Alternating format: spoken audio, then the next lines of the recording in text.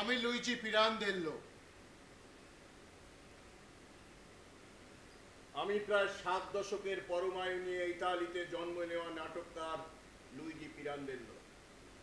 প্রায় 40টারও বেশি নাটক ছাড়াও বেশ কিছু গল্প, উপন্যাস, কবিতা, প্রবন্ধ লিখে বেশ কিছু ছবি এঁকে যে তার বিখ্যাত বা কুখ্যাত দুনিয়াদারি শেষ করেছে 1936-এর 10ই ডিসেম্বর।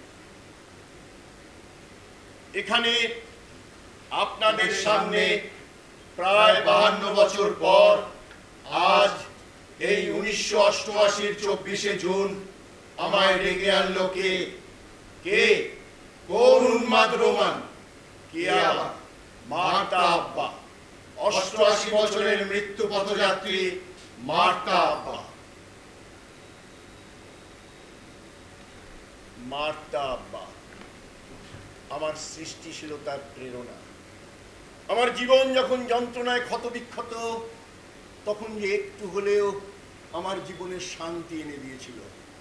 আমার সুনাম, দুর্নাম, উত্থান পতন, আমার মোহভঙ্গ সব কিছু সাক্ষী ছিল যে সেই মার্তা আব্বা।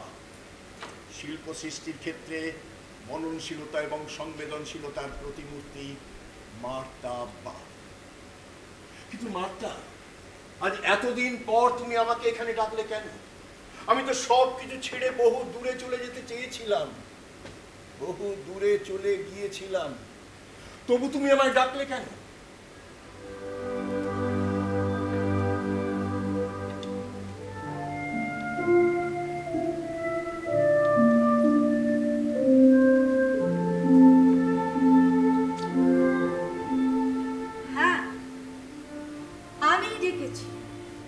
আমি মার্তা আব্বা।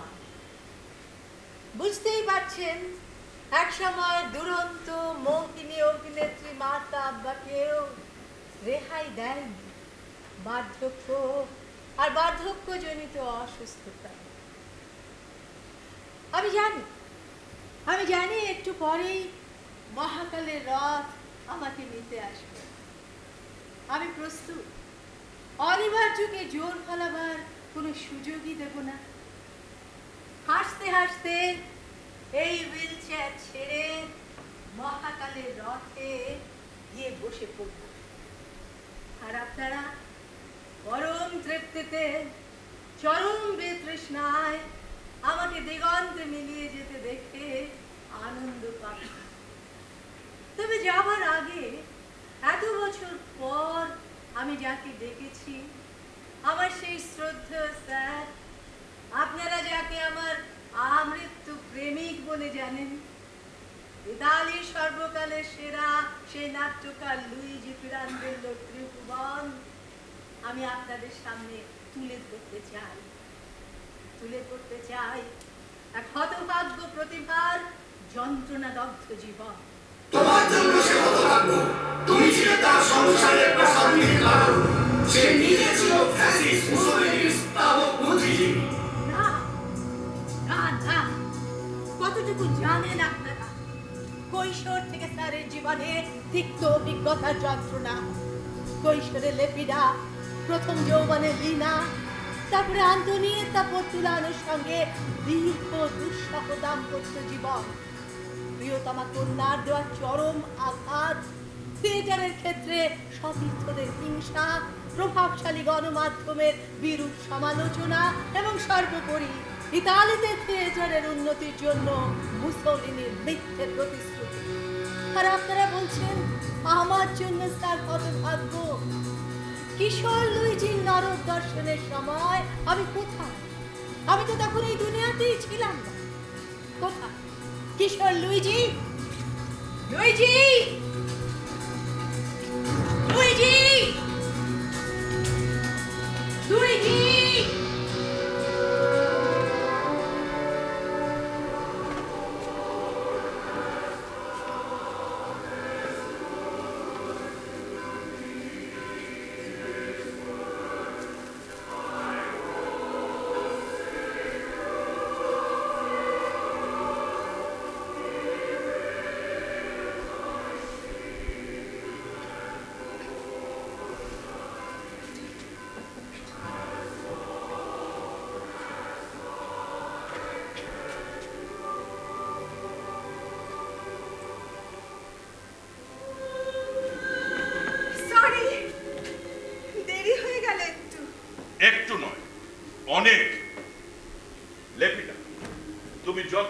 নর্তকী যত দামি মক্ষিরানী হও না কেন, তোমার তো জানা উচিত আমি আর 5টা সালফার খনির মালিকের মতো নই।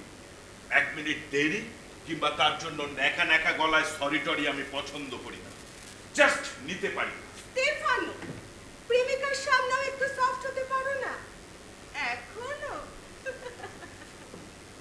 এমন সৃষ্টি ছাড়া গম্ভীর প্রেমিক ভাগ্য জোরে পেতে হয়। গাম্ভীর্য সবসময় প্রেমের বাধা। আমার সময়ও বাধা, ফাঁকা গির্জার মধ্যে শরীরী ব্যাপারটাও বাধা। সময় মেপে আমারই নিয়ন্ত্রণ করা।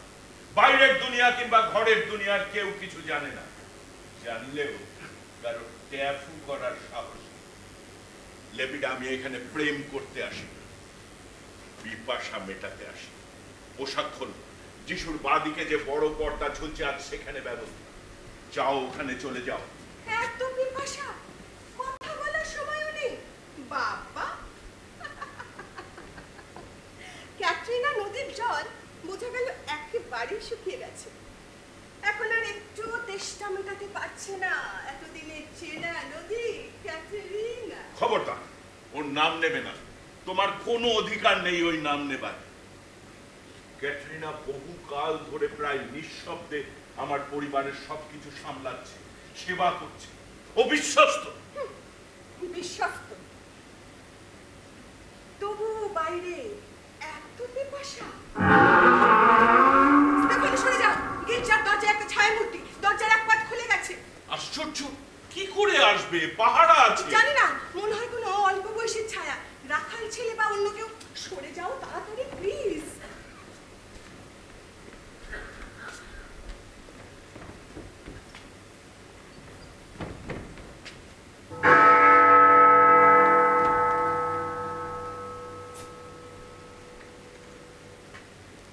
সেদিন দুপুরে আমি আমার বাবা স্টেফানোকে নতুন ভাবে আবিষ্কার করি।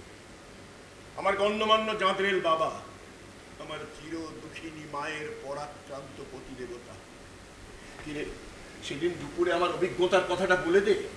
আমি টের পাইনি, বিশ্বাস হয়নি। আমি কানাঘুষো শুনেই জাস্ট পরীক্ষা করতে গির্জার মধ্যে ঢুকেছিলাম। ঢুকেই চমক, দেখলাম ওই দুপুরে হঠাৎ এক অতি উগ্রভাবে সজ্জিতা মহিলা, একা। বোঝা যাচ্ছিল মহিলাটি মোটেই ভক্তি নিয়ে যিশু মূর্তির সামনে দাঁড়িয়ে নেই, দাঁড়িয়ে আছে উদ্বেগ নিয়ে। কেন? আমাদের স্কুলের বন্ধু ফিলিপ্পো ডুগরা সেদিন ফিস ফিস করে যে সমস্ত নোংরা কথাগুলো বলছিল, 4-5 জন সহপাঠীকে নিয়ে হাসি ঠাট্টা করছিল, সব ভুলে গেছিস? কথাগুলো মাথা ঘুরিয়ে দিয়েছিল না? হ্যাঁ, ফিলিপ্পো বলছিল আমার বাবা নাকি এক ডাইনির পাল্লায় পড়েছে। ডাইনির নাম লেপিডা, নাচ গান অভিনয় নাম কেনার জন্য পাগল, এক নোংরা মেয়ে। তার বুকের ওপর লম্বা স্কার্ফের মতো চাদর ঝোলে, আর সেই নাম কিনতে গিয়ে যার তার সঙ্গে হাসতে হাসতে সেই চাদর বিছিয়ে শুয়ে পড়ে। ছি! তবে এরই নাম লেপিডা? হ্যাঁ, যা ভেতরে যা, গিয়ে ভালো করে কথা শুনিয়ে দিয়ে আয়। যা।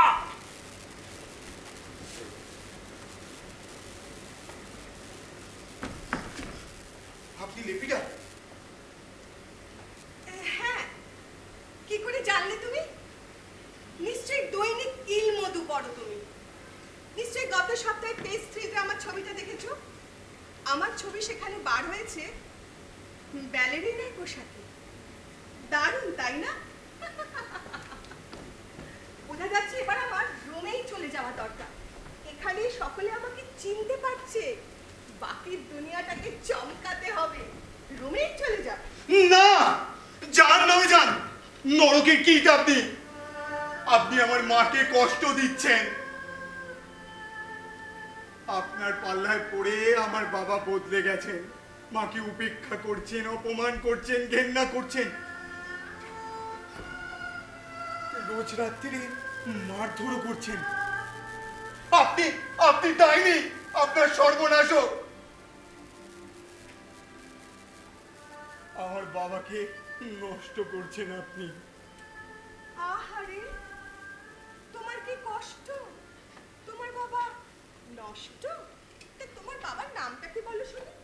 দেখি তো পুরনো স্মৃতি ঘেটে কোনো চেনা মুখ ধরা দেয় কিনা। ও, আপনি চেনেন না? না, ঠিক আছে। আমার বাবা স্টেফানো পিরান্দেল্লো। অনেকগুলি সালফার খনির মালিক প্রতিপত্তিশালী স্তেফানো, আর আমি লুইজি, তারই ছেলে। চুপচাপ কিন্তু পেয়ারা। আমি শুনেছি সে তোমার জন্য এখানে নিয়মিত আসে। না না গো পেয়ারা ছেলে, আমি তাকে মানে এমন নামে কাউকে চিনি না। চেনো না? মিথ্যে বলছো। তোমাকে দেখেই বোঝা যাচ্ছে তুমি চালাকি করে অস্বস্তি এড়াচ্ছ। তোমার ভালো হবে না। আমার মায়ের কপাল পুড়ছে তোমার জন্য। আমার মা গোপনে এখন যখন তখন কাঁদে, আমাদের ফাঁকি দিয়ে কাঁদে। এমনকি বাবাকেও জানতে দেয় না কিছু। তোমার মতন মা পাগল ছেলে সত্যিই দেখা যায় না।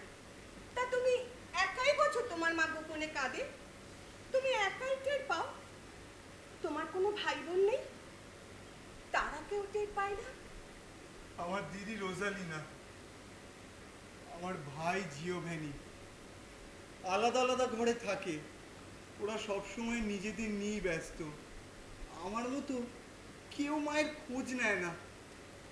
মা কিন্তু সব বোঝে, মা সব বোঝে। কিন্তু কিন্তু আমি তো তোমার বাবাকে চিনি না, তোমার মাকেও না।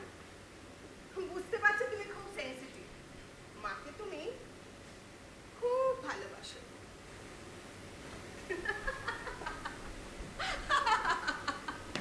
কিন্তু এই লেপিটা বিয়ালকোর লিস্টে, মানে সম্পর্কের তালিকা, যেসব ইউজ অ্যান্ড থ্রো পুরুষের নাম আছে, তোমার বাবার নাম তার মধ্যে নেই গো। সত্যি বলছি নেই।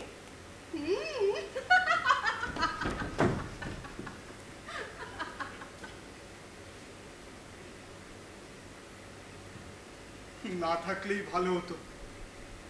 মাকে গিয়ে একটু সান্ত্বনা দিতে পারতাম। কিন্তু নরকের ডাইনি লেপিডা, তুমি যিশু মূর্তির সামনেই পাপ করছো, আর আমার বাবাকেও পাপ করতে বাধ্য করছো। তোমার অন্ধ লোভ আর বাসনা তোমাকে কাণ্ডজ্ঞানহীন করে ফেলেছে। নইলে যে মুহূর্তে রাক্ষসী তুই বলছিস আমার বাবাকে চিনিস না, সেই মুহূর্তেই যিশুর পর্দার পেছনে আমার বাবার এক জোড়া পার ওই চেনা জুতো স্পষ্ট দেখা যাচ্ছে।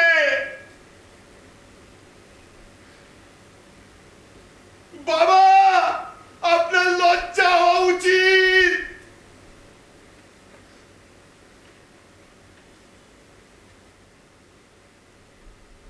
কিন্তু আমি কি বলবো? মাকে গিয়ে আমি কি বলবো? কি বলবো আমি?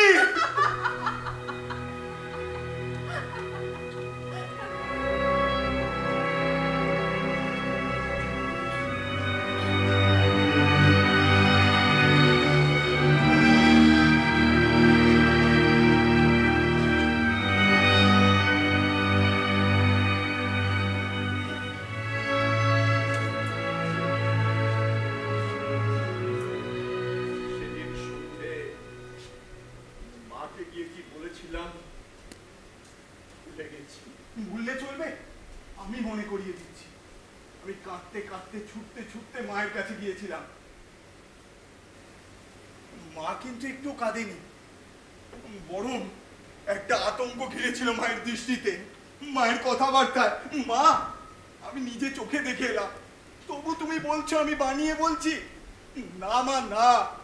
আমার বাবার যতই ঐশ্বর্য প্রতিপত্তি থাক, বাবা কিন্তু খারাপ লোক, খুব খারাপ। না না লুইজি, তোমার বাবা ভালো। ইতালির বড় বড় মানুষদের যা যা দোষ থাকে তার তুলনায় তোমার বাবা বেশ ভালো। না, ভালো না, ভালো না। আমি জানি, আমি এখন বুঝতে পারছি তুমি কেন যখন তখন কাঁদো। ঠিক বুঝতে পারছি আমি। না, বুঝতে পারছিস না। আচ্ছা লুইজি, তুই কেন রোজালিনা বা জিওভ্যানির মতো হলি না রে? ওরা তো তোরই ভাই বোন। ওরা কেউ এইসব ব্যাপারে মাথা গলায় না, আর তাই তো ওরা তোর বাবার এত প্রিয়। আমি ওদের মতো হতে চাই না মা। আমি তোমার ছেলে, তোমার মতো হতে চাই।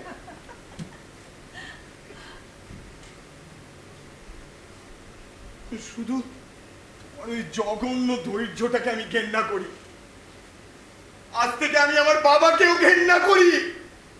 আজ থেকে আমার কেউ নেই মা, শুধু তুমি। এই পাগল ছেলে, শুধু আমি তো একটা প্রায় ফুরিয়ে যাওয়া মা, কিন্তু তোর ক্লাসের বন্ধুরা তোর ঘরে বসে তোকে কি বলে ঠাট্টা করে ভাবছিস আমি শুনিনি? ওরা তোকে বলে তো যে ওদের অনেক বান্ধবী আছে, যাদের নাম মনি, ইসাবেল, অ্যানা মারিয়া, আর তোর কোনো বান্ধবী না থাকায় ওরা সব সময় তোকে খেপায়, আমি জানি তো। সত্যি মা, আমার কোনো বান্ধবী নেই। এই কিন্তু এও জেনে রেখো মা, এই তো পরশুই যখন সবাই মিলে আমায় খেপাচ্ছিল, বলছিল কে আছে লুইজি তোর, কে আছে রে, আমি বলে দিয়েছি রাখতে রাখতে একজন আছে, তোরা জানিস না।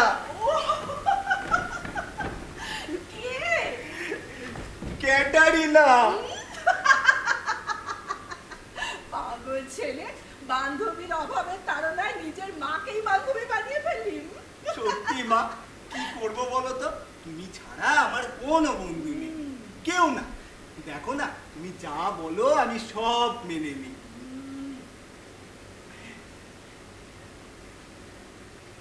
রাখতে রাখতে শেষ পর্যন্ত তোমার কথা তো মেনে নিই, একজন জঘন্য বাবাকেও হয়তো এভাবেই মেনে নিতে হবে।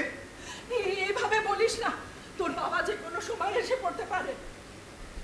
গোটা সিসিলিতে আমার চাইতে আতঙ্কিত আর কেউ নেই রে। লুইজি, তোর বাবাকে তুই চিনিস না? লুইজি, এ বাড়িটাকেই তো চেনে নাও।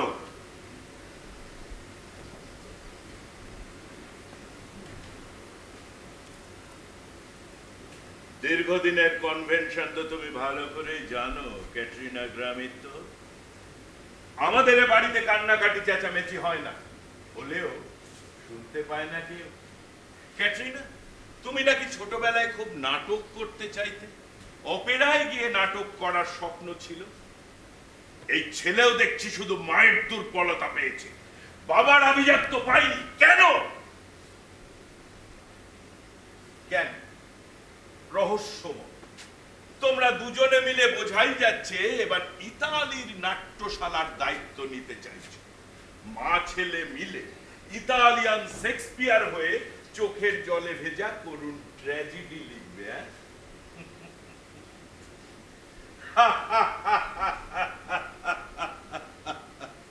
আর সেই রচনার জায়গা বেছে নিয়েছো স্তেফানোর এই সুবিখ্যাত আলোক ঝলমলে প্রাসাদটাকে।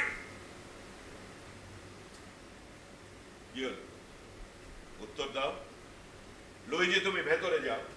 এই জায়গাটা তোমার ভাই বোনের উপযুক্ত হলেও তোমার উপযুক্ত নয়।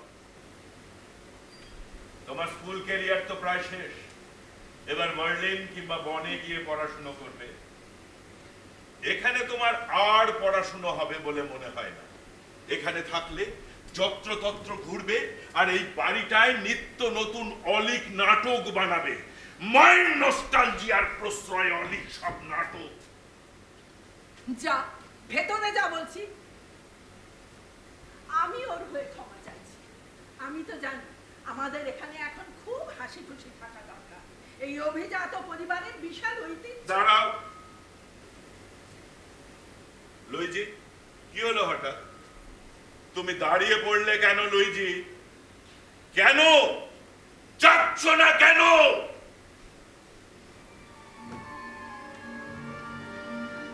আপনি আমায় যেখানে খুশি পাঠাতে পারেন। আপনি আমার শাস্তি দিতে গিয়ে আমার স্বপ্নটাকে উস্কে দিলেন বাবা। আমি হয়তো এখান থেকে মুক্তি পেলে লেখকই হব, হয়তো শেষ পর্যন্ত নাটকই লিখব, অনেক নাটক।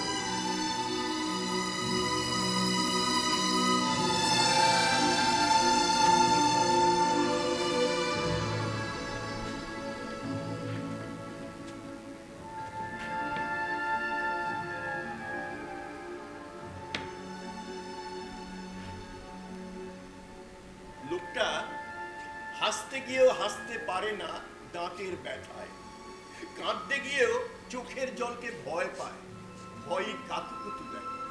লোকটা বোঝে তার কোনো ভবিতব্য নেই টেরা চোখের দুনিয়ায়, বোঝে নিয়তিও তার ভাগ্যকে ভয় পায়, ভয়ের মাথা চুলকে। লোকটা অনুগত হতে চেয়েও অবাধ্য হতে চায়, একটু রেখে ঢেকে। বিদ্রোহী হতে গেলেই গোপনে দাসত্বের লালা ঝরে তার মুখ থেকে। মাত্র 21 বছর বয়সে আমার না না একজন রাগী স্যাটাইরিস্ট কবি হতে চাওয়া ব্যর্থ যুবকের এই ধরনের কবিতায় হাত রাখা। মনে আছে স্যাটাইরিক্যাল কবিতার জনক আন্তোনিও আবাতির লেখায় অনুপ্রাণিত হয়ে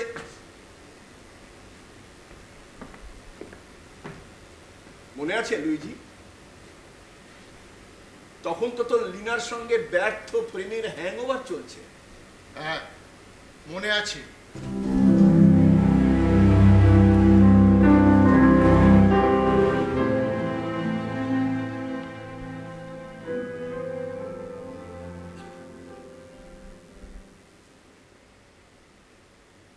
লিনা আমার চাইতে বয়সে একটু বড় ছিল, মাস্তুতো দিদি। তবু ওকে দিদি বলে ডাকতে বা ভাবতেই পারতাম না কখনো। বেপরোয়া ভালোবাসা নিয়ে লিনা আমার লেখা গল্প আর কবিতাগুলো গিলত, জাস্ট গিলত। আর ভালো লাগলেই আমায় আদর করত।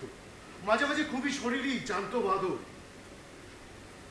কিন্তু তখন আমার স্বপ্ন থেকে বাস্তবের মাঝখানে দাঁড়িয়ে স্টেফান, আমার সেই ভয়ঙ্কর প্রতিপত্তিশালী প্রতিশোধ পাগল বাবা। যাও, তোমার প্রিয় ছেলে তো এখন লেখক হয়ে উঠছে। আরে আমিও তো বাবার 23 সন্তানের মধ্যে 18তম। নিজের চেষ্টায় এই নাম, যশ, প্রতিপত্তি বহু কষ্টে অর্জন করা সেই মর্যাদা আর সুনামের গায়ে কালি ছিটোবার চেষ্টা করে তোমার এই ছেলে এখন লেখক হবার জন্য কলম ধরেছে।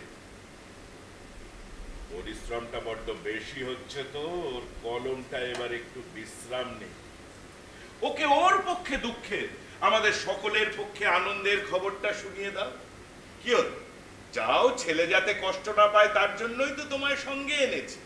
যাও, ওকে বলে এসো। যাও বলছি।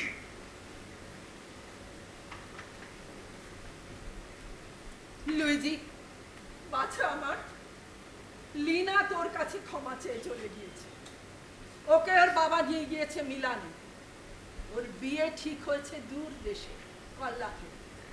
তোর বাবা অবশ্য সবসময় ওদের সহায়তা করেন। তোর বাবা ইথিওপিয়ায় ব্যবসা করতে গিয়ে লিনার জন্য এই পাত্র নির্বাচন করেছে। লিনার ভাবি বরের নাম বেকেন। ওয়েলো আর ট্রিগারি জুড়ে ওদের কাঠের ব্যবসা। কি হলো? সব ঠিকঠাক বলছি তো, বলো? গলায় একদম সিম্প্যাথি আনবে না। না, লিনা চলে গেছে, স্বেচ্ছায় বিয়ে করছে। মা, লীলা এত দূর দেশে বিয়ে করতে রাজি হয়ে গেল? আমায় তো কিছু জানালো না। অসম্ভব। লীলা কাঁদেনি মা? আমার কথা ভেবে একটুও কাঁদেনি? কাঁদবে কেন? বেকেলদের বংশ ইথিওপিয়ার সবচেয়ে বড় খানদানদের একটি। ওদের যেমন অর্থ সম্পদ, তেমনি শিক্ষায়, রুচিতে ওরা দারুণ এগিয়ে। লিনা তো খুব খুশি। তুই রোমে কিংবা বার্লিনে চলে যা বাবা। উনি তো বললেন তোকে কলেজে ভর্তি করার সব ব্যবস্থা করে দেবে। ঈশ্বর জানেন তুই কেন তোর অন্য ভাই বোনদের মতো হলি না। তুই চলে যা। তুমি বললে তো চলে যেতেই হয় মা। আমি যাব, চলে যাব। বাহ, এই বয়সটা ভুল করার বয়স, বাড়াবাড়ি করার বয়স, আবার ভুল শুধরে নেবারও বয়স রইজি। তোমার জন্য আমরা বিয়ের পাত্রী ঠিক করে রেখেছি। আমার বিজনেস পার্টনার ক্যালগেরো পর্তুলানোর মেয়ে অ্যান্থনিয়েটা। মেয়েটি দেখতে শুনতে ভালো, কথাবার্তায় ভালো। এ বিয়ে হলে দুই ব্যবসায়ীর মধ্যে বন্ধুত্ব বিবাহ সূত্রে ঘনিষ্ঠ আত্মীয়তায় প্রমোশন পাবে। আমার ব্যবসার স্বার্থে ক্যালগেরোর মতো অত বড় সফল ব্যবসায়ীর সঙ্গে আমার আত্মীয়তা দরকার। লুইজি, তুমি সেতু বন্ধন করো, কথাবার্তা পাকা হয়ে থাক।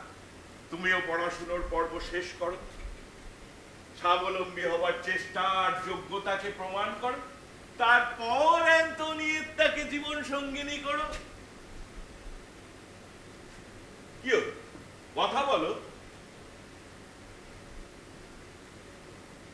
জন্য ভাবছে? মানে আমার সুখের কথা, আমার ভবিষ্যতের কথা আপনি ভাবছেন? মানে আমার বিয়ের কথা? এখানে আর কার কথা ভাববো?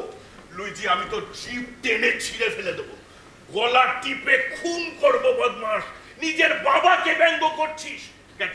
কি এবার বুঝলে তো কেন আমি সন্দেহ করি এ ছেলে আমার নয়? হতেই পারে না। নিজের চোখে তো দেখছো তোমার আর সব সন্তানের মতো নয় এই ধূর্ত শেয়ালটা। তুমি তুমি ভেতরে যাও, আমি ওকে বুঝিয়ে বলছি। ওর ভুল হয়ে গেছে। ভুল? ও তো অ্যান্থনিয়েত্তাকে দেখেইনি এখনো, জানেই না মেয়েটা এই বয়সে কত সুন্দরী। 3-4 বছর পর বিয়ের সময় আরো সুন্দরী হবে। তোমার পছন্দ একদম ঠিক।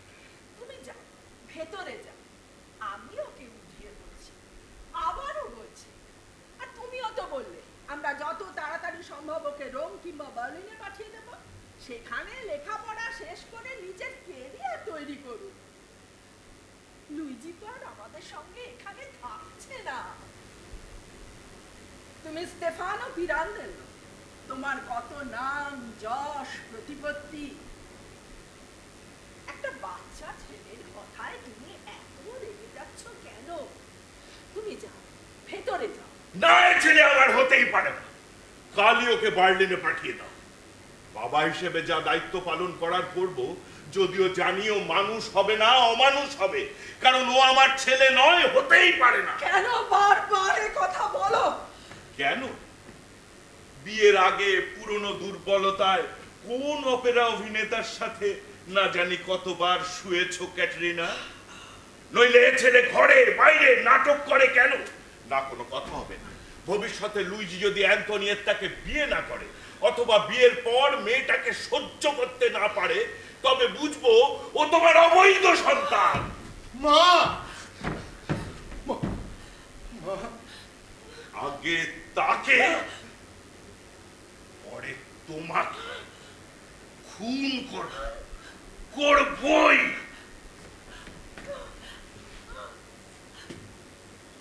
মা, বাবা তোমায় অপমান করে গেল। আমায় শাস্তি দেবার নাম করে বাবা যে তোমায় অপমান করে তা বোঝো না? বারবার অপমান করে। না না, তোর বাবা নয়, তুই তুই আমাকে মেরে ফেলে দিচ্ছিস লুইজি। তুই যা দেখার নয় তাই তুই দেখিস। কেন? যা শোনার নয় তাই তুই শুনিস। কেন? যা বলার নয় তাই তুই বলিস। কেন? কেন?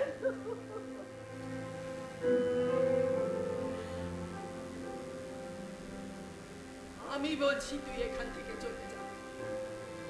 দেখিস 2-4 বছর পর নিজের পায়ে দাঁড়াবি, আর তখন পছন্দ করে তাকে বিয়ে করবি।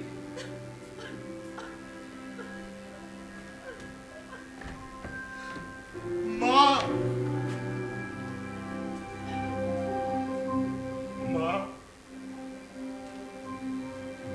আমি কাকে বাঁচাবো? নিজেকে, না তোমাকে, না নিজের স্বাধীন সত্তাকে? কাকে কাকে কাকে কাকে মা?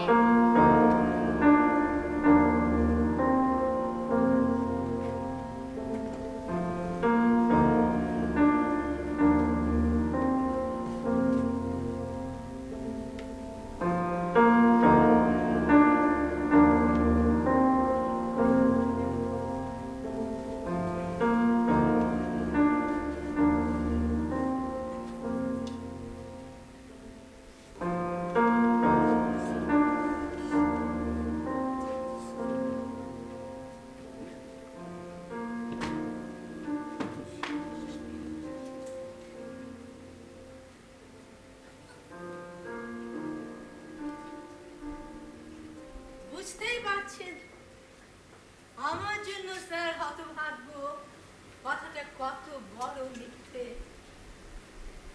ইতিহাস আমাকে কিভাবে দেখবে আমি পরোয়া করি না। কিন্তু ইতিহাস আমার স্যারের সঠিক বিচার করেনি।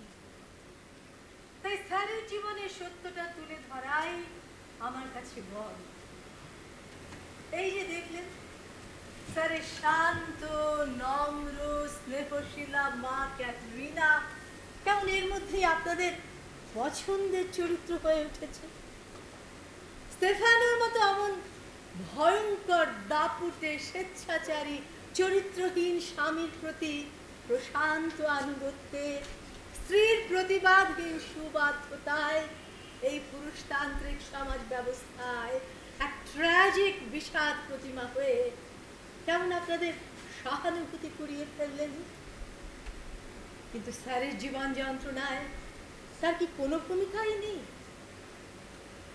এক ভয়ঙ্কর স্বেচ্ছাচারীকে মেনে নেওয়ার মধ্যে কোনো ভালো মানুষই থাকতেই পারে না। আসলে ক্যাটারিনা এক সাধারণ মধ্যবিত্ত নীতিবাগী স্ত্রীর মতোই দুকুল রাখতে গিয়ে আন্তনিয়েত্তা পর্তুলানোর সঙ্গে এক দীর্ঘ দুঃসহ দাম্পত্য জীবনের সূচনা করতে সাহায্য করে আমার হতভাগ্য স্যারের চরম সর্বনাশ করল। স্টেফানোর স্বার্থটা বোঝা যায়, হয়তোবা মানাও যায়, কিন্তু ক্যাটরিনার এই অপরিণামদর্শী ভালো মানুষকে মানা যায় না। আপনাদের সে এক ভুল, ভয়ঙ্কর ভুল। সর্বনাশা ভালো মানুষকে বরাবর সহানুভূতি জানায় সাধারণ মানুষ। কেন? এই জানি স্যারের জীবন হয়ে উঠল চরম অশান্তিময় যখন আন্তনিয়েত্তা পর্তুলানো মানসিকভাবে বিকারগ্রস্ত হয়ে পড়ল। ইতালির সর্বকালের সেরা নাট্যকার লুইজি পিরান্দেল্লোর সৃষ্টির জগতের প্রতি পর্তুলানোর কিন্তু কোনোই আগ্রহ ছিল না। তাই আমার শ্রদ্ধেয় স্যারের এই দুঃসহ দাম্পত্য জীবনের জন্য দায়ী পর্তুলানো এবং অবশ্যই ওই ক্যাটরিনা।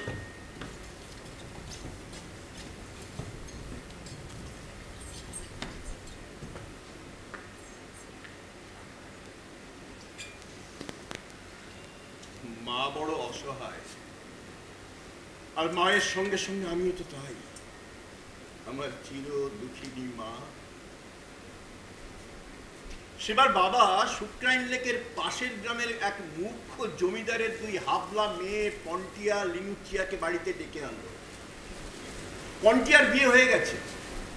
লিনুচিয়াকে ভবিষ্যতে আমার সঙ্গে গেঁথে ফেলার জন্য আগাম উৎসবের ব্যবস্থা ছিল সেদিন। শুক্রাইনের ওই জমিদার নাকি বাবাকে 4 লক্ষ লিরা আগাম ভেট দিতে চেয়েছিল। অশিক্ষিত লিনুচিয়ার অদ্ভুত শখ, সে বই পড়তে পারে না, বই পড়তে চায়ও না, কিন্তু বই তার ভীষণ প্রিয়, খুব পছন্দের জিনিস। একটার পর একটা বইয়ের পাতা ছিঁড়ে ছিঁড়ে হাওয়ায় উড়িয়ে দেয়।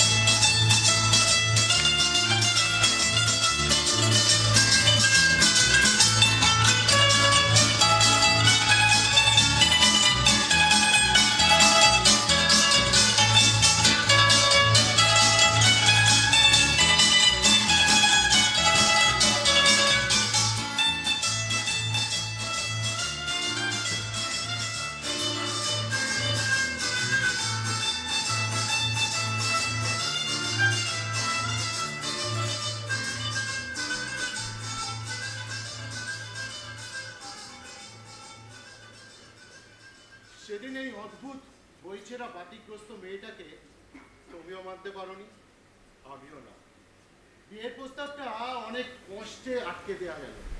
বাবা সেদিন কি রাগ, কারণ কয়েক লক্ষ লিরা নজরানা ফসকে গেল যে। মা মা মা একবার এদিকে এসো।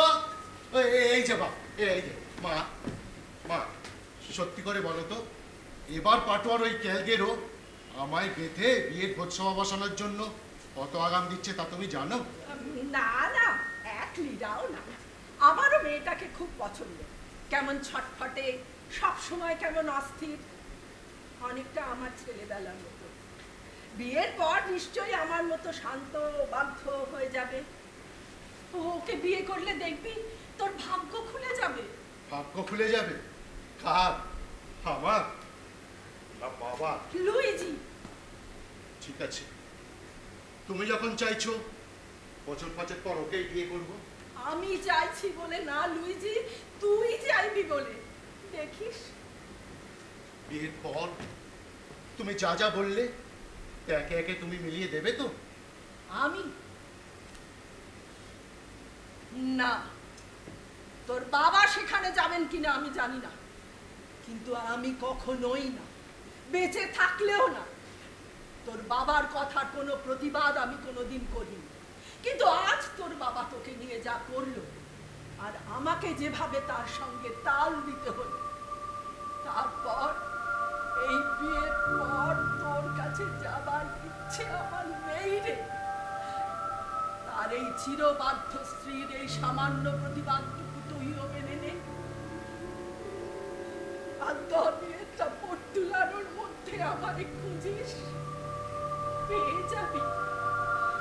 সহ্য করিস, পেয়ে যাবি।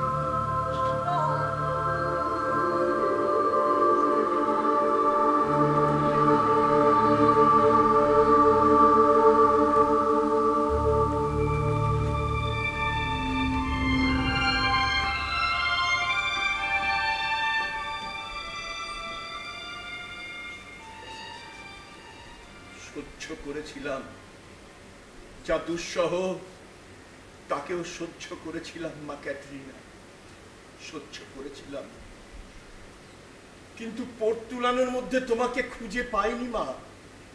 যা পেয়েছিলাম বিয়ের পর মাকে যখন বাবা পছন্দ করত, যখন বাইরে রাত কাটাতেই চাইতো না, তখন বাবার হাত ধরে পাওলো ফেরারির কমেডি, জিওভানি ভার্গার কিংবা মার্কো প্রাগার সিরিয়াস নাটক আর কয়েকটা মিউজিক্যাল অপেরার স্বাদ পেয়ে আমার মায়ের তখন এমন নাটুকে পাগল অবস্থা যে আমার ছোটবেলায় মা বারবার বলতো, লুইজি তুই বড় হলেই আগে দেশের থিয়েটারটা দখল করবি। আমি তো পারলাম না, একটা অলিক ইচ্ছে হয়েই রইল থিয়েটার। তুই যেন পারিস। মা বলতো থিয়েটারই দেখবি সব যন্ত্রণা, অপমান, হেরে যাওয়া, হতাশা থেকে মুক্তি। দিনরাতের শুকনো সময় থেকে কিছুটা সময় বের করে স্বপ্নে, আনন্দে জিতে যাওয়ার উল্লাস আমার লক্ষ্য,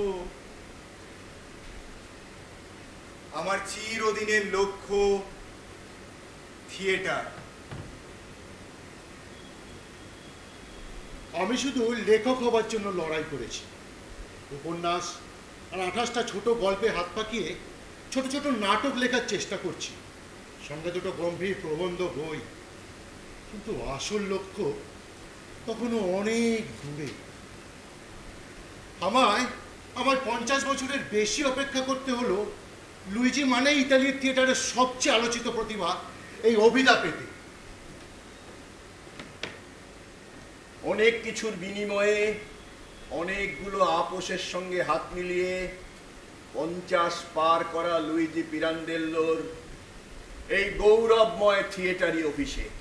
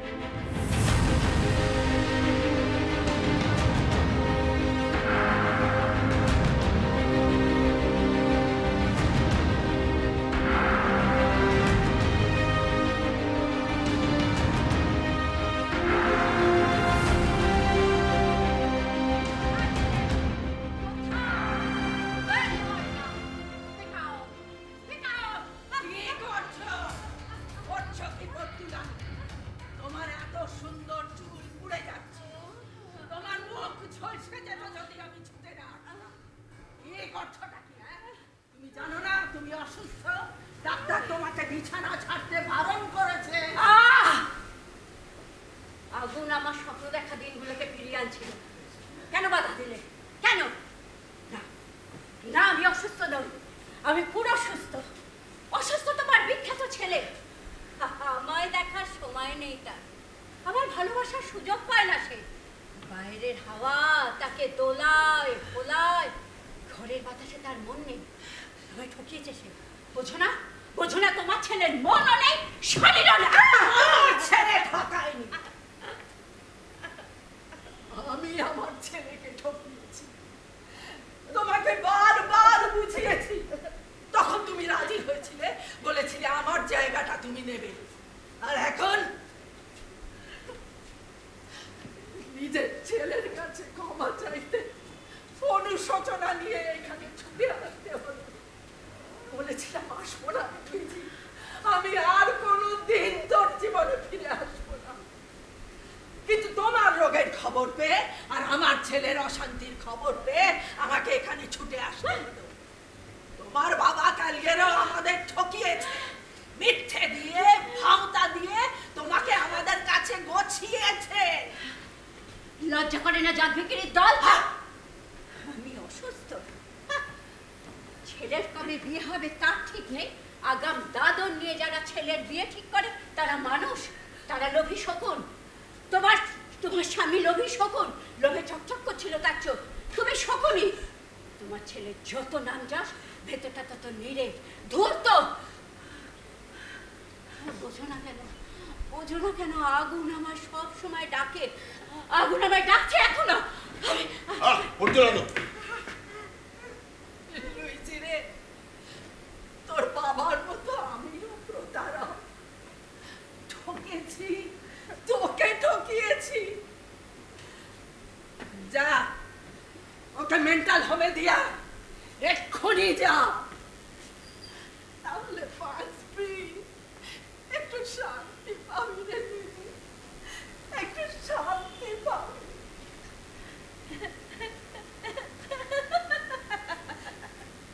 কি হলো? নিয়ে চলো মেন্টাল হোমে। তুমি বাঁচো, সংসার বাঁচাও, আর আমার বাকিটুকু শেষ করে দাও। মাতৃভক্ত ছেলে, কি হলো? কি হলো মহান সেলিব্রিটি? আমার নিয়ে চলো মানসিক হাসপাতালে, নিয়ে চলো। যাও, তুমি ঘরে যাও, ঘরে গিয়ে শুয়ে পড়ো। ডাক্তার যেভাবে থাকতে বলেছে সেভাবে থাকার চেষ্টা করো। ও এখনো নিয়ে যাবে না? মহান হবার বাতিক এখনো টিকে আছে। অসুস্থ স্ত্রীকে হাসপাতালে ভর্তি না করে কাছে রাখতে চাইছো।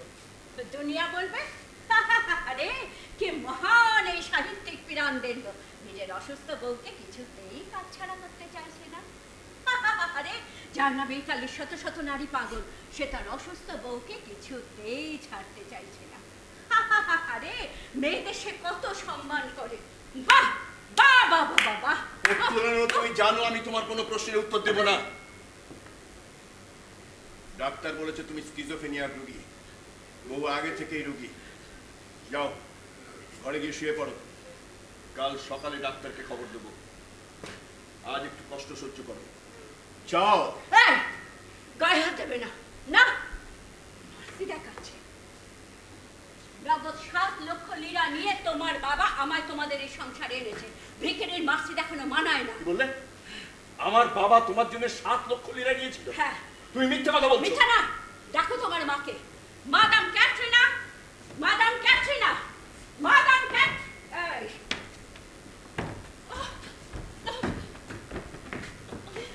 এই সত্যি করে বলো তো, আমার বাবা তোমাদের 7 লক্ষ লিরা দেয়নি? তুমি জানতে না এটা বিয়ের টোব্বা দাদর? বলো বলো বলো, জানতে না?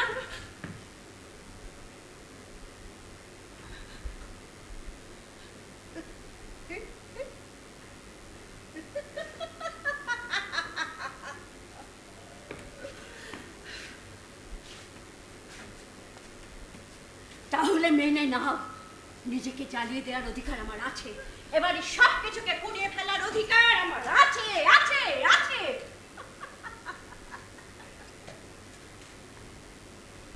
মনে রেখো, তুমি কোনো অনুগ্রহ আমাকে দেখাচ্ছ না।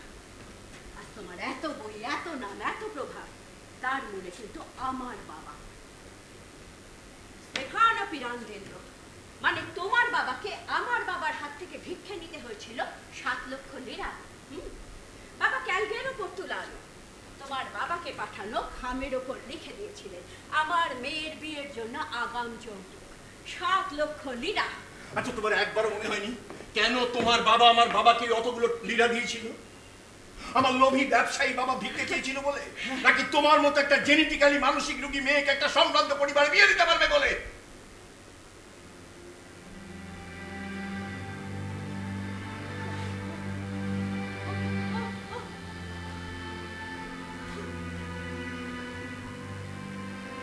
এই জন্যই তোমার কোনো বইতে আমার কোনো নাম নেই।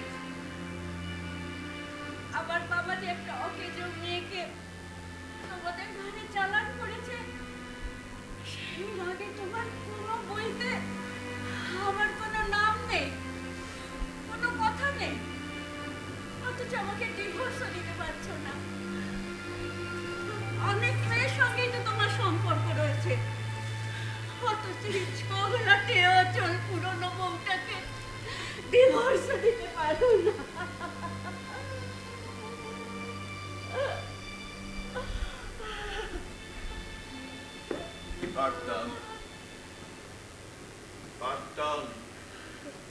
কিন্তু মাঝখানে অসহ্য সহনশীল মহিলাটি ক্যাটরিনা, আমার চির দুঃখিনী মা, সে এসে দাঁড়ায় যে। ও শুধু ক্যাটরিনার জন্য বিয়ে করেছো? আমার কোনো আকর্ষণই ছিল না? এত ঘেন্না! তুমি স্কিজোফ্রেনিয়া রোগী, ঈর্ষার রোগী। আমি যখন কলেজে পড়াই তখন তুমি আমার ছাত্রীদের কাছে গিয়ে তাদের অশালীন সব প্রশ্ন করো, তারা কখনো উত্তর দেয়, কখনো মুখ টিপে হাসে। আমি জানি তোমার এই রোগের জন্য তোমাকে দায়ী করা যায় না, এই তো ঘরে তুমি আর আমাকে বাঁচিয়ে রাখার বই, আর বাইরে স্বপ্নের থিয়েটার, বেঁচে থাকার থিয়েটার, এই নিয়েই আমাকে সারাটা জীবন বাঁচতে হবে। আমি আর নতুন করে কোনো লড়াই করতে পারবো না, আমাকে লিখতে হবে, আমাকে অনেক অনেক আমাকেও বাঁচতে হবে। এখন পড়তে পড়তে পারছি, এবার পোড়াতে পোড়াতে বাঁচবো। সব বই খাতা পড়াবো, এক্ষুনি পড়ে যাচ্ছে।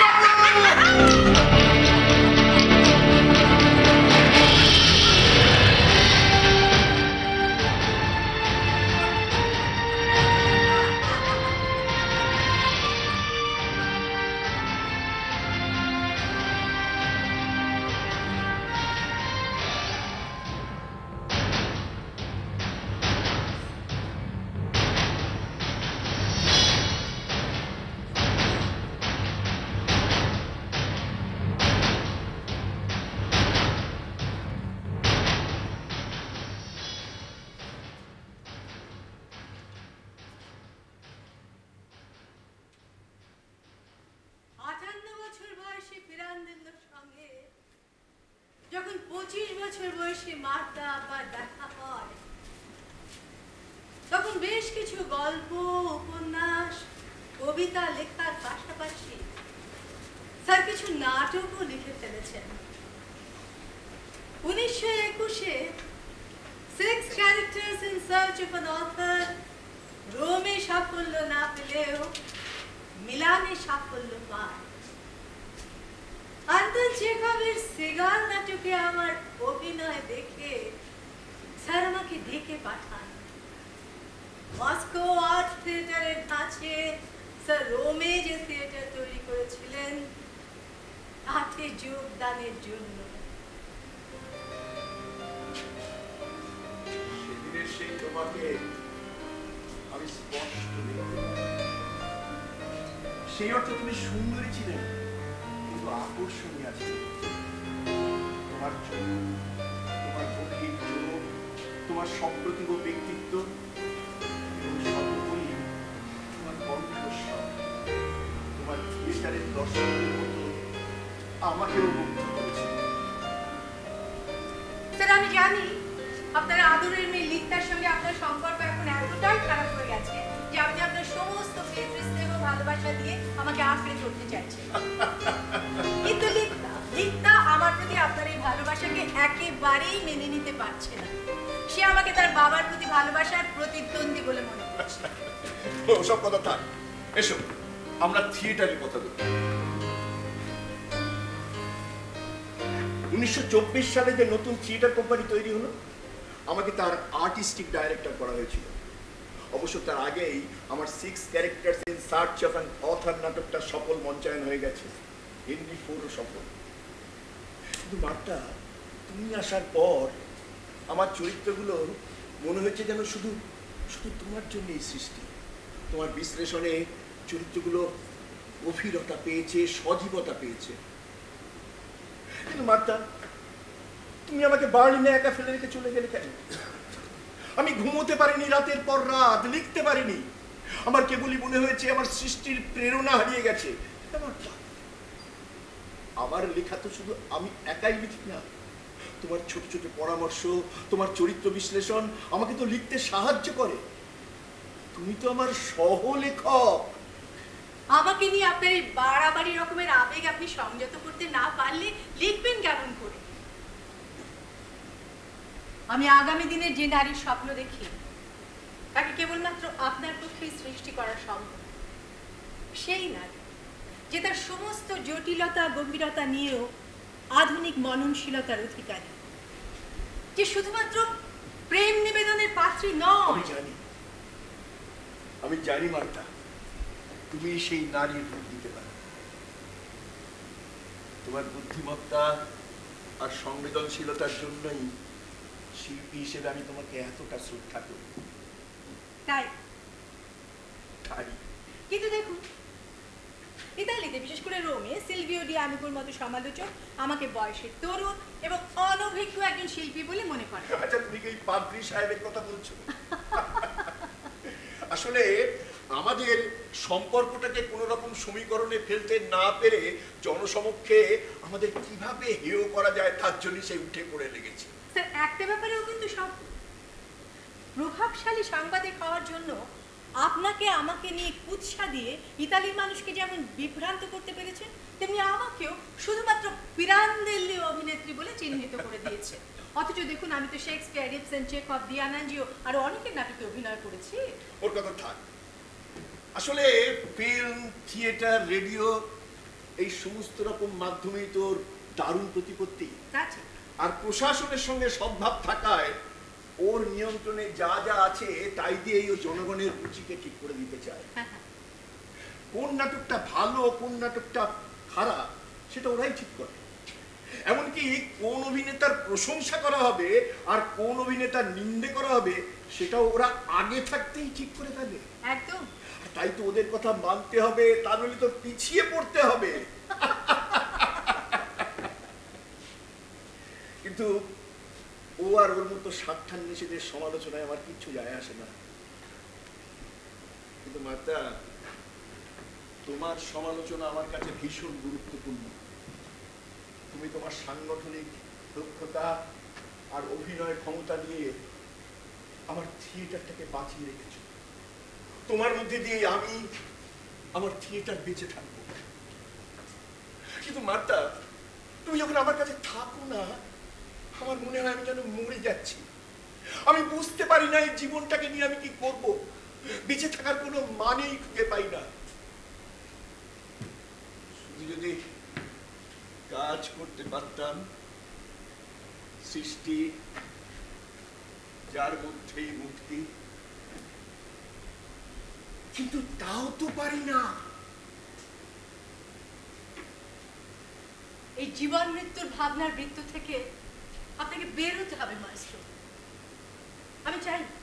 আমি চাই না আপনি এই ভাবনায় ডুবে থাকুন।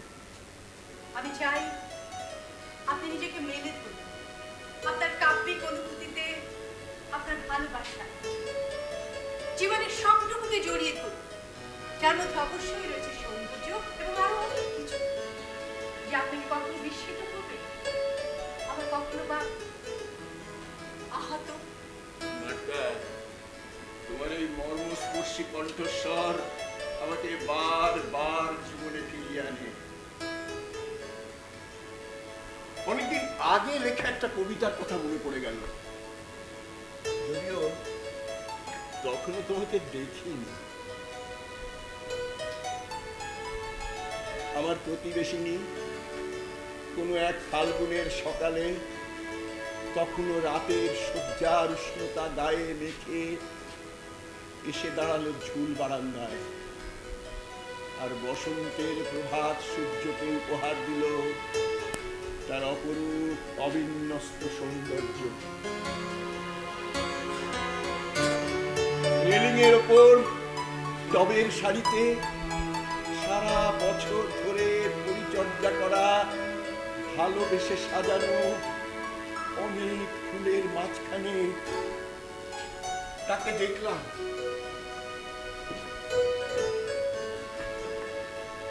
যেন এক জীবন্ত ফুল।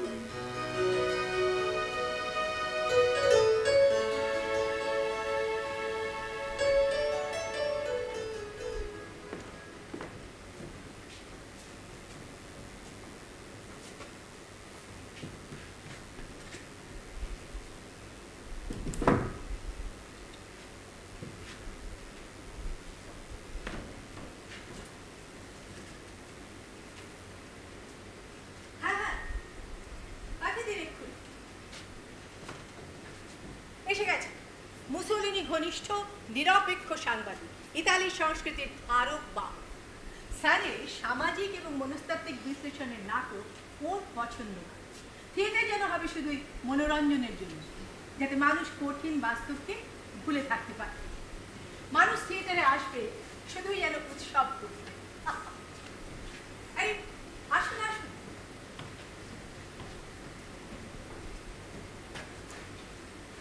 বসুন।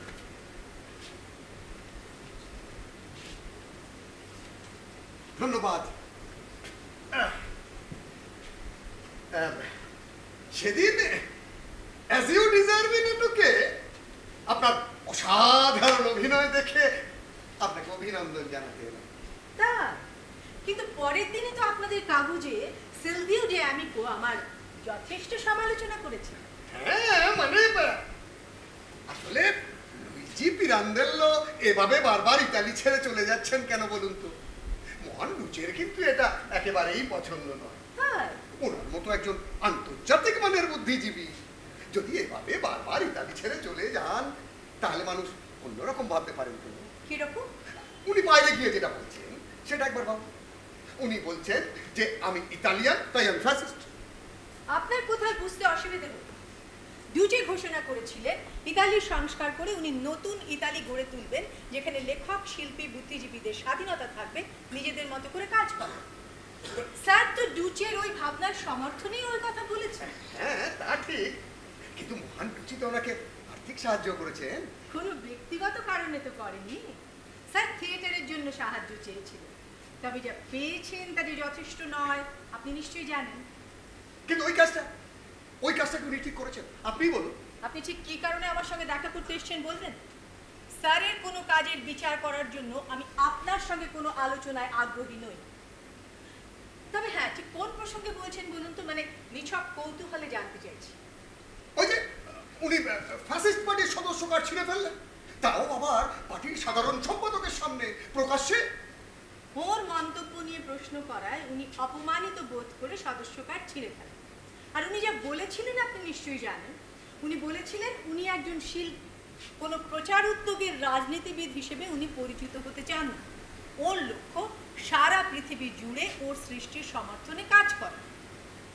আপনি কি বলতে চান মহান ডুচের শাসনে শিল্পীর কোনো বাক স্বাধীনতা থাকবে না? না না, তা নয়, আসলে ওই। আর যারা ওকে প্রশ্ন করেছিলেন পরে তারাই ওর কাছে ক্ষমা চেয়েছে। আর আপনি নিশ্চয়ই এটাও জানেন যে ওবরা তার মুসোলিনির সিক্রেট ফ্যাসিস্ট পুলিশ স্যারের উপর সবসময় নজর রাখে। না, হ্যাঁ, আসলে আন্তর্জাতিক মানের নাট্যকার দেশে বিদেশে যাচ্ছেন তার নিরাপত্তার কারণেই আর কি। আপনি আর কিছু বলবেন? লুইজি পিরান্দেল্লো প্রস্তাবিত জাতীয় নাট্যশালা নির্মাণে মহান ডুচে তো খুবই আগ্রহী। যদিও উনি বলেছেন ইতালিতে এখন অর্থনৈতিক সংকট চলছে, আগের সরকার তারও আগের প্রশাসন ইতালি শিল্প বাণিজ্য অর্থনীতি একেবারে শেষ করে দিয়ে গেছে। তবুও মহান দুচে পিরান্দেল্লোর মতো প্রতিভা সম্পন্নদের সম্মান করে যেতে চান।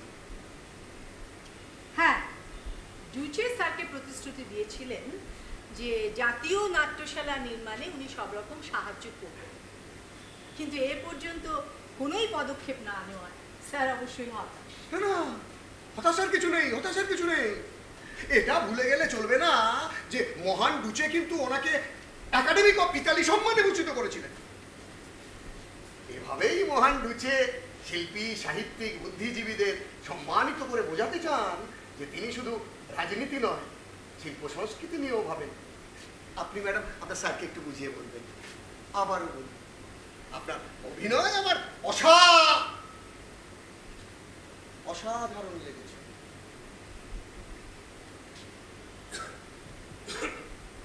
আসি তাহলে। আসুন।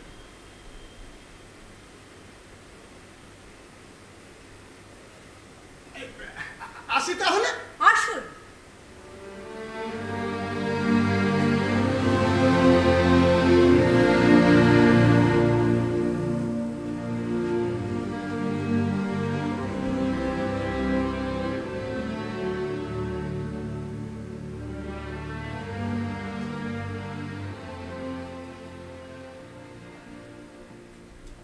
ইতালি সাহিত্য ও সংস্কৃতি জগতের তরফ থেকে আমি উগো উজত্তি আপনাকে অভিবাদন। ধন্যবাদ।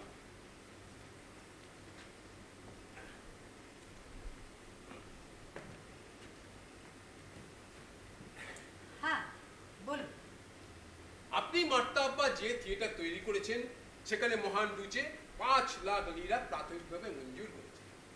উনি বিশ্বাস করেন যে একমাত্র অভাবনীয় অর্থ আর অচিন্তনীয় সম্মান দিয়ে সাহিত্য সংস্কৃতির মহাজনদের পাশে পাওয়া যায়।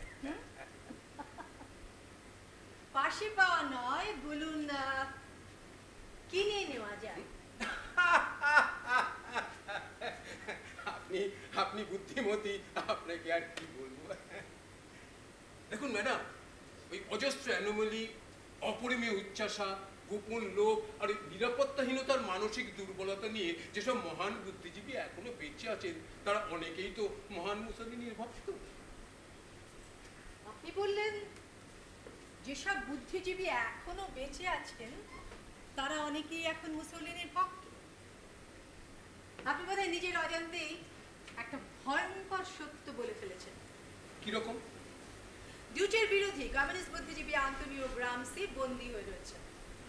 আপনারই সতীর্থ, আপনার থেকে বয়সে অনেক ছোট বুদ্ধিজীবী এবং সাংবাদিক পিয়েরো গোবেত্তি ফ্যাসিবাদের বিরোধিতা করার জন্য মাত্র 26 বছর বয়সে খুন হন। গিয়াকোমো মাত্তেওত্তি যেদিন পার্লামেন্টে তাঁর বক্তৃতায় বললেন ফ্যাসিবাদীরা ভোটে জোচ্চুরি করেছে, তার কদিন পরে তাকে হত্যা করা হয়।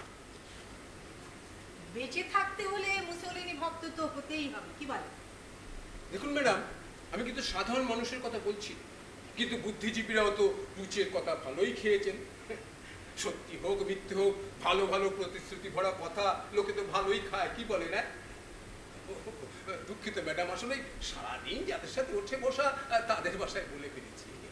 কিন্তু আপনি দেখুন, প্রখ্যাত নন্দন তত্ত্ববিদ বেনেদিত্ত ক্রোচে তো মুসলিনিকে একদম ঈশ্বরতুল্য ভাবতে শুরু করেছে।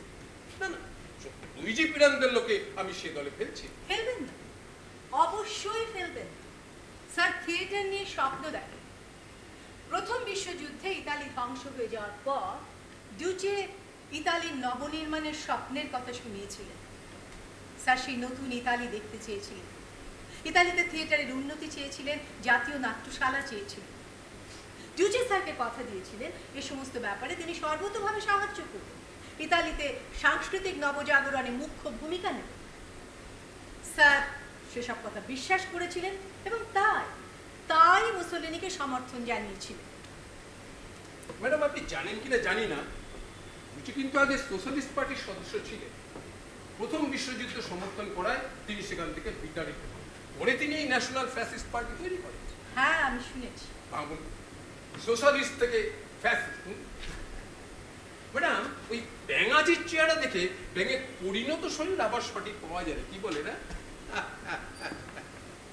এই দেখো, ইতালি যে অঞ্চলের উন্নয়নের জন্য উনি 9 কোটি লিরা মঞ্জুর করেছিলেন সেটা উনি স্থগিত রেখেছেন, কারণ ওই অঞ্চল থেকে যারা সংসদে এসেছেন তারা ওর বিরোধী।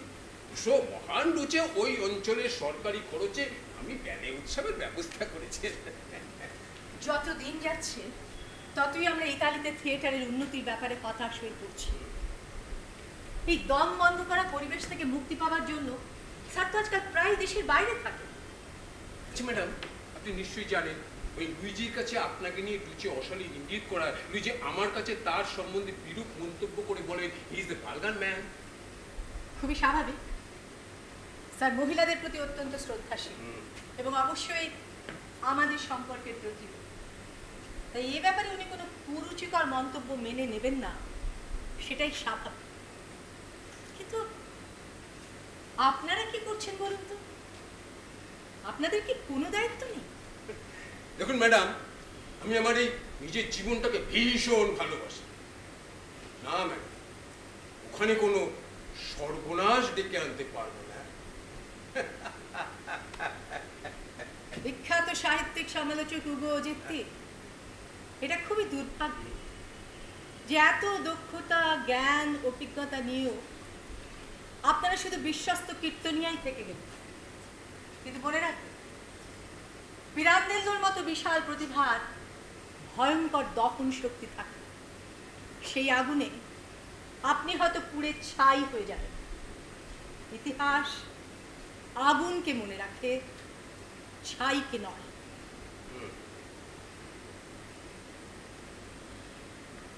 ধন্যবাদ ম্যাডাম। আপনারও দুর্ভাগ্য, এত ভালো ভালো নাটক করলেন, ফিল্ম করলেন, এমন আশ্চর্য অভিনয় দক্ষতা, তবুও ইতিহাস মার্তাব্বাকে ওই পিরান্দেল্লো থিয়েটারি মিস্ট্রেসের বাইরে বিশেষ সম্মান দেবে না।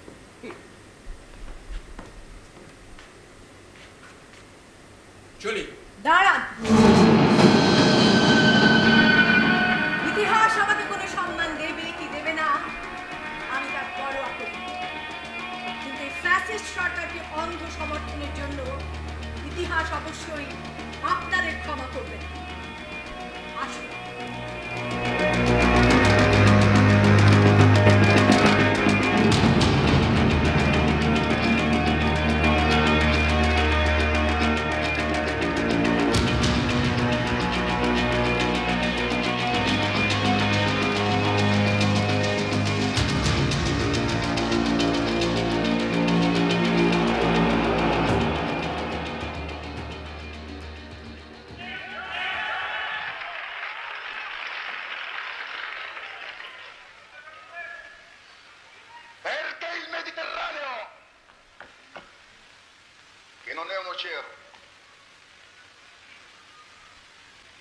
Che ha 2 spocchi soli, vigilati d'altrui.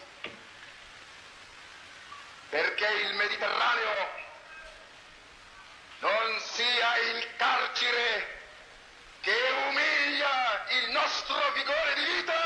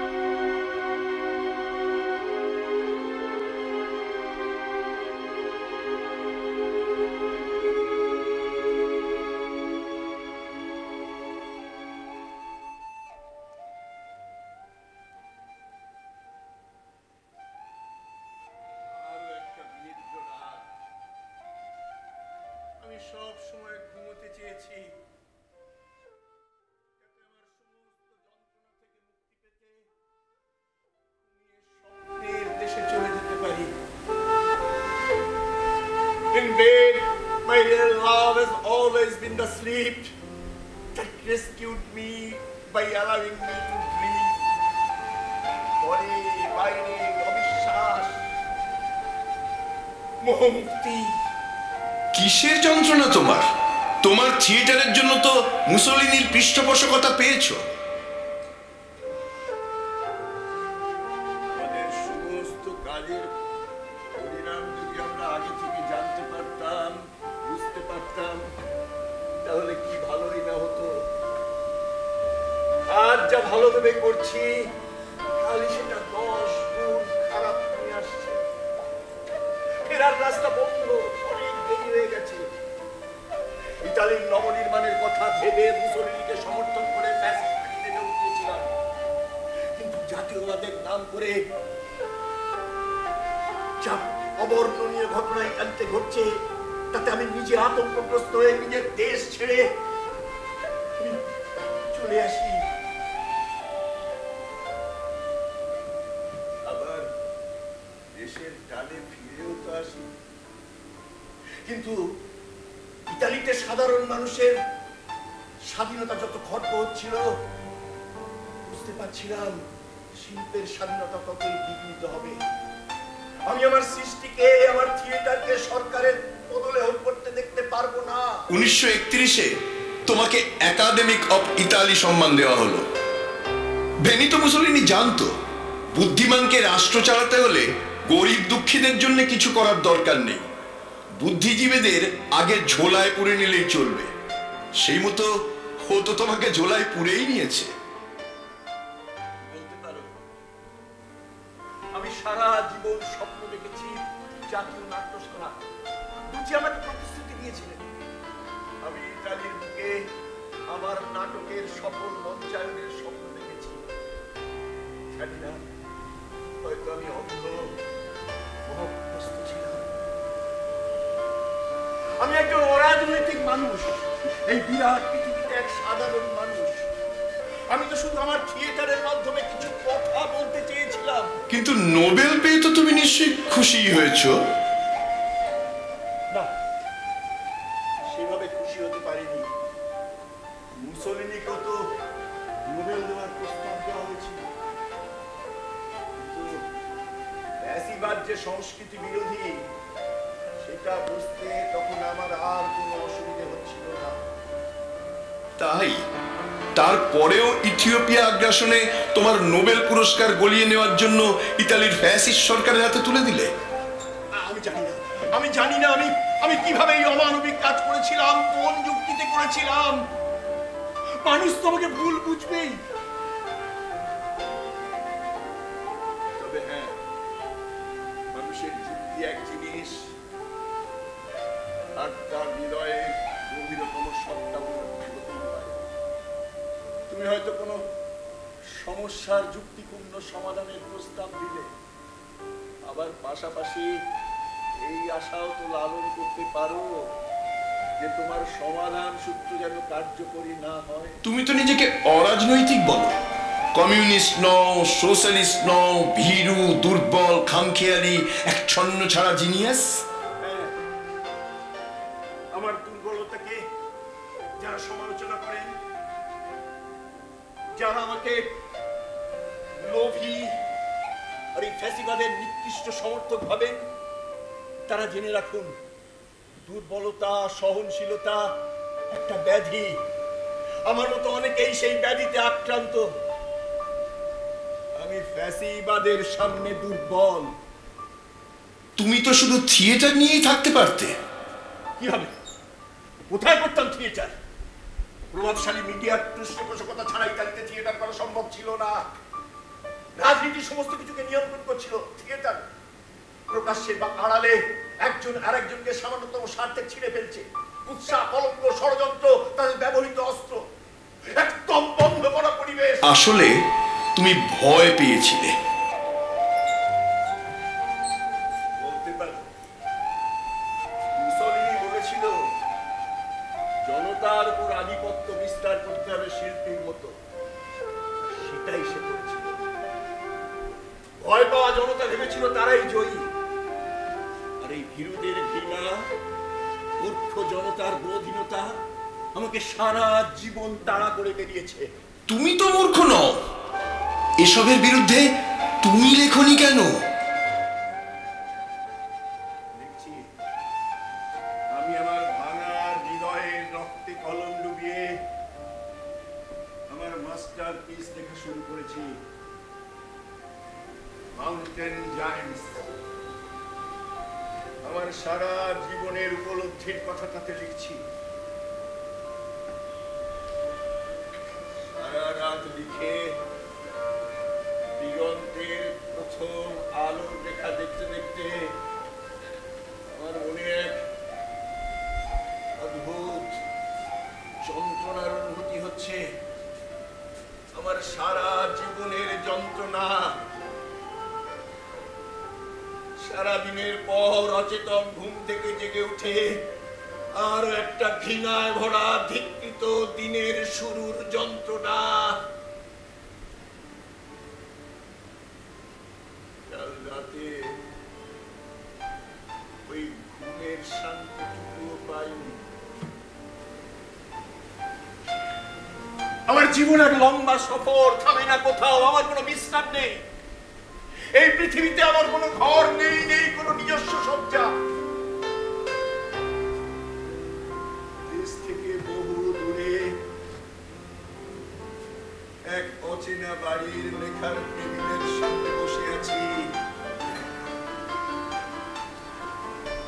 আজ ভোর কি পারবে কোনো নতুন আশার আলো নিয়ে আসতে?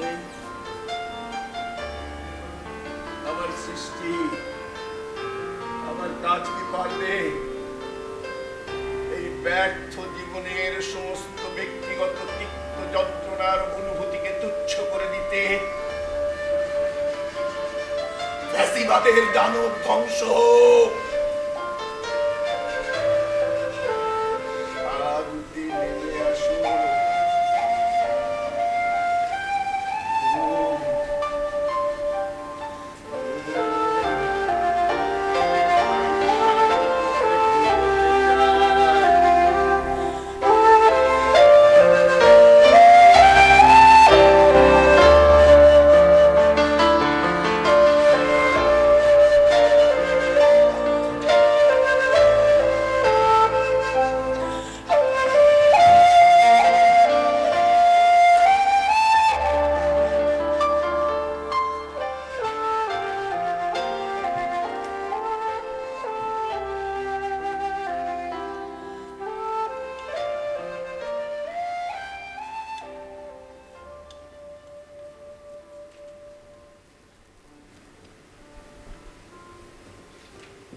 শেষ পর্যন্ত আমি আমার সেই আকাঙ্ক্ষিত ঘুমের দেশে চলে গিয়েছিলাম, যেখানে আবার কোনো ভোরে ঘুম থেকে উঠে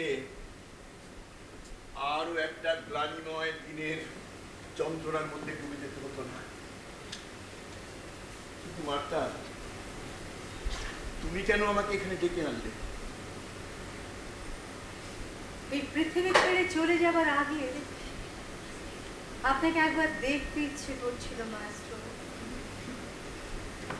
আপনাকে না বলা জমে থাকা কথাগুলো বলে যেতে ইচ্ছে করছিল। আপনি চলে যাবার পর আমি কেমন ছিলাম, ইটালি কেমন ছিল, এই পৃথিবীটা কেমন ছিল আপনার জানতে ইচ্ছে করে না মাস্টার? আমি জানতাম তুমি আমেরিকার মঞ্চে অভিনয় করছো। আমি খুব খুশি হয়েছিলাম। আমি জানতাম সেখানে তুমি তোমার অভিনয়ের মর্যাদা পাবে। আপনার চলে যাবার দিন সন্ধ্যায় ব্রডওয়েতে প্লিমাউথ থিয়েটারে আমি সকলকে দুঃসংবাদটা জানাই। মনে হয়েছিল সেদিনই আমার অভিনেত্রী সত্তার মৃত্যু ঘটে গেল। কি বলছো কি? হ্যাঁ মাস্টার, তার 2 বছর পর আমেরিকার এক অভিজাত পরিবারের এক পোলো খেলোয়াড়কে আমি বিয়ে করি। তারপর অভিনয় থেকে সরে আসি। কিন্তু কেন? আপনার সাহচর্য, পরামর্শ, আশ্রয় হারিয়ে আমি অসহায় বোধ করছিলাম। তবে শেষ পর্যন্ত আমার আমেরিকায় থাকা হলো না। সংসার আমার জন্য ছিল না। 1952 ডিভোর্স নিয়ে ইতালিতে ফিরে আসে। তার পর নিশ্চয়ই মঞ্চে নামলে? ইচ্ছে ছিল, খুব ইচ্ছে ছিল, কিন্তু ততদিনে আপনার ওই পাদ্রী সাহেব আর তার দলবলের ক্ষমতা অনেক বেড়ে গেছিল। আপনাকে কিছু বলার সাহস না পেলেও আমাকে আক্রমণ করা ওদের পক্ষে অনেক সহজ ছিল। কারণ প্রথমত আমি একজন মহিলা, দ্বিতীয়ত একজন অভিনেত্রী। এই পেশাটা মাত্র কি তখন কি এখন খুব একটা ভালো চোখে দেখা হয়। শিল্প সমালোচনার নামে এরা আমার চরিত্র নিয়ে বিচার করতে বসে। মার্তা, এসব কথা বলে আমার যন্ত্রণা বাড়াতে তুমি কেন আমাকে ডেকে এনেছো? না মাস্টার, এসব বলার জন্য আমি আপনাকে ডাকি। আমার কথা তো কিছু শুনুন, কিন্তু আপনি চলে যাবার পর এই পৃথিবীটা কেমন ছিল, কেমন আছে জানবেন না। আপনার সেই নাটক দ্য টেল অফ দ্য চেঞ্জলিং সান, আপনি জানেন মুসোলিনি ইতালিতে ব্যান করে দিয়েছিল। নাৎসি জার্মানিতেও নাটকটা ব্যান হয়ে যায়, কারণ সেই নাটকে আপনি লিখেছিলেন, Believe me, it doesn't matter whether it's one person or another. যে কোনো মূর্খ রাজার পোশাকে রাজা হয়ে উঠতে পারে। আর তাই তো আমি অনেক আগে আমার মাস্টারপিস লেখা শুরু করেছি, মাউন্টেন জায়ান্টস। দেখতে পাচ্ছি পৃথিবী ক্রমশ পিছিয়ে চলেছে বর্বরতার দিকে। শাসক কোন শিল্পের মূল্য দিতে অক্ষম, সমস্ত শিল্পকে তারা ধ্বংস করতে চায়। আপনি ওই ফ্যাসিবাদের দানবদের শিশু অবস্থায় দেখেছিলেন মাস্টার। আপনি দ্বিতীয় বিশ্বযুদ্ধের ভয়াবহতা দেখেননি, নাৎসি জার্মানির নৃশংসতা দেখেননি, ভিয়েতনামের বর্বরতা দেখেন। এরা শিল্পকে রাজনৈতিক মতাদর্শের বশ্যতা স্বীকার করাতে চায়, যা কিছু এদের বিরোধী অপছন্দের সব ধ্বংস করে দিতে চায়। ইতালি যখন ইথিওপিয়া আক্রমণ করেছিল, আপনি সমর্থন করেছিলেন মাস্টার। আপনার মতো মানুষদের কাছে পেয়ে ওই ভয়ঙ্কর দানবেরা আরো অনেক নৃশংস আর অমানবিক কাজ করার। কিন্তু মাস্টার, আমি তো একা নই, আমার মতো অনেক বুদ্ধিজীবী তো তখন বিভ্রান্ত হয়েছিলেন। ঠিক, আমি পরে বুঝেছি মাস্টার, ফাঁসিবাদের ওই ভয়ঙ্কর দানব আপনাদের হাতের পুতুলের মতো নাচিয়েছে। অন্যদের ব্যাপারে আমার কিছু বলার নেই, কিন্তু এই পৃথিবী ছেড়ে চলে যাবার আগে আপনার ভুল স্বীকার না শুনে গেলে আমি যে চলে গিয়েও শান্তি পাবো না মাস্টার। আপনি জানেন না, আজ এই মুহূর্তে আপনাদের মতো বুদ্ধিজীবীদের ভুলের মাসুল দিতে হচ্ছে দেশে দেশে অসংখ্য সাধারণ মানুষকে। ওই ভয়ঙ্কর দানবের দল সারা পৃথিবী জুড়ে এক শ্রেণীর ইতর সুবিধাভোগী বুদ্ধিজীবীর দল তৈরি করে তাদের মাধ্যমে সাধারণ মানুষের সমর্থন আদায় করছে। আসলে তারা নিজেদের স্বার্থ, ক্ষমতা আর ব্যক্তিগত উন্নতি লাভের পথ প্রশস্ত করছে। মার্তা, আমার সেই অসহ্য যন্ত্রণা তুমি আবার আমাকে ফিরিয়ে দিলে। মার্তা, আমি অনুতপ্ত। পৃথিবীর মানুষের কাছে আমি ক্ষমা প্রার্থী। আপনার একার ভুলেই তো এমন হয়নি মাস্টার, কিন্তু আমার প্রিয়তম মানুষ হিসেবে আপনাকে এই সত্যটা আমার জানাতেই হতো। মানুষের প্রাথমিক মূল্যবোধগুলি আজ বিপন্ন হয়ে পড়ছে, কিন্তু মানুষই পারে এই পৃথিবীটাকে সুন্দর করে গড়ে তুলতে। আমি আপনি আজ শুধু কামনা করতে পারি এই পৃথিবীটা সুন্দর হোক, কিন্তু মাস্টার আমার তো যাবার সময় হল, মহাকালের রথ আসার সময় হয়ে গেছে। আমাকে এখন যেতে হবে মাস্টার। বিদায় বিদায় মাস্টার, বিদায়। চলো বার্তা, আমি তোমাকে এগিয়ে দিয়ে আসি।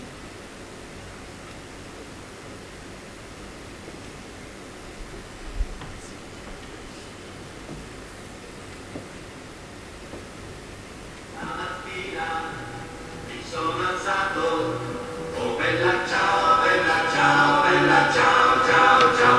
Stamattina mi sono alzato e ho trovato l'invaso. Oh partigiano, portami via. Oh bella ciao, bella ciao, bella ciao, ciao, ciao.